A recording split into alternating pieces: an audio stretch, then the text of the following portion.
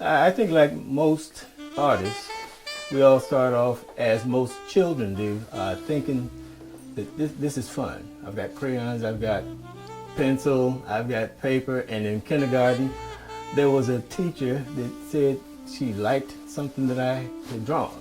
Okay, so this gets into your head. Somebody appreciates something that you're doing. I look back now, it's just like every other child in kindergarten. But, for instance, it stuck with me. So from there, I'd always had an interest in producing art. Yeah, under the tutelage of Mr. Garrett White, who was new to teaching at the time, and I was a freshman at Dunbar Vocational High School, I think the year he started. So the people that I met then had become people that I refer to for the rest of my life as the beginning of my seriousness in art. I wanted to be a well-known illustrator. At the time, everybody, I think, starts off that way. You see nice pictures, even the characters in comic books and stuff like that. But I wanted to become an illustrator and make a lot of money in commercial art. It didn't happen. But I did have a brief career in commercial art. As a matter of fact, I started, this is after having been drafted into the Army. I came out and got a job as an apprentice. One of the oldest apprentices in the city. I was 25, 26 years old. But I did that in order to get in the business. And then I found a freelance job with Afro AM. And they actually put me on to a job at the SVE, the Society for Visual Education, where I was an illustrator doing film strips. After that, it turns out that I found my way into teaching. Okay, I was doing freelance work for Johnson Publication, and I was told that the job at Dunbar was open. So I went back home to Dunbar and taught there for 22 years. Okay, and I'm beginning to see some of the payoff now, 15 years after I've retired, that some of the people are mature, grown up, and have been in touch with me. And I'm glad to see that, because you don't know what's going on about the future of some of these young people until after they've grown up and come back. Okay, let me start with a few names. There's Jeff Downson, Wadsworth Jarrell, Jay Jarrell, Barbara Jones, and Gerald Williams. I think they were the original 5, and I don't know if all of them, but some of them actually worked on the Wall of Respect. Now, they were in touch with the Renaissance movement in the arts. Obase, the AACM, and AfriCobra was an idea amongst those original 5 people. Oh, I could be wrong about who was the original 5, because there's Nelson Stevens and Napoleon Henderson. I'm not sure who were the original 5, because I was one of the last 2. But they had already formed this idea about the philosophy and the focus of what AfriCobra should be. Even the name AfriCobra, I think by the time I got in there, they had already decided on the name.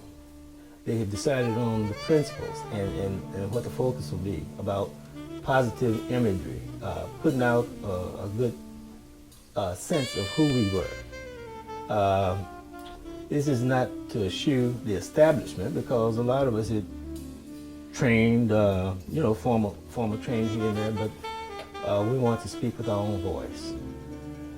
So I can remember sitting around and I was more of a listener, but I made some contributions. But I remember how the idea about focusing on color, focusing on making statements rather than just creating pictures, making statements with our art and addressing things, pretty much what a lot of young people, progressive young people today are doing. I think everybody in their own time, there's a few that are going to go against what is established as the norm, so to say, because the norm is not really normal. The norm is not really normal. The norm is a convenient thing for whatever the larger society finds to exploit, so to say. So we were going against the norm. We wanted to make a statement based on what we felt was needed for us and for our community. So that's what I remember sitting around talking about. I was glad to be a part of something that where I was included into something that I thought was going to be important. I don't know. I didn't know how important or when any kind of emphasis coming back to us would happen. I don't even know if I perceived that would happen. The idea was that here was a group that I was comfortable with and privileged to be a part of. And I can remember the person who invited me in was Jeff Donaldson. I met him somewhere, and I don't know where. He saw something I did, and I don't know what it was, but he thought it was good enough to invite me to come see what they were doing. And so we used to meet at Wadsworth's house. And all of these things started happening from there. Well, the Wall of Respect represents a grassroots effort to make a statement. I can remember, I had just gotten out of the Army in 1966. And when I found a little place to live, it was in this area somewhere. And I would go to the beach and hear the AACM free concerts. I just found myself, this is the beginning of what heaven should be for somebody coming of age.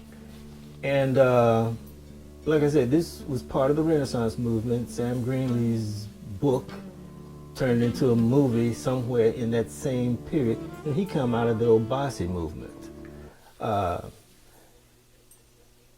AfriCobra, we had several of the founders of AfriCobra that participated in that Wall of Respect. And when I saw it, and remember, the biggest figure in the world in terms of visibility was Muhammad Ali. And he has center stage on that wall with his arms raised. So when I saw that and all the other people on the wall, I thought the Wall of Respect was one of the more phenomenal things the visual artists could do. And I was very disappointed when there's only photographs left. Right, the building's torn down or whatever. But it started the mural movement here in Chicago. Right, restarted mural movement. I mean, murals have been around for forever, but in the general public, you didn't see a lot of that until after that Wall of Respect. You know, I can't say that people outside of this general area and on down to 43rd, I don't know how many people outside this area would come down just to see the Wall of Respect. I mean, it's just a picture on the wall for a lot of people. Okay, but for the people in the neighborhood, this was our thing. This was ours. And the artists may have come from far and wide to participate, much like the artists doing the Bronzeville photo. But I can't say people from the west side and the far south that weren't involved in the art would come down and look at the wall.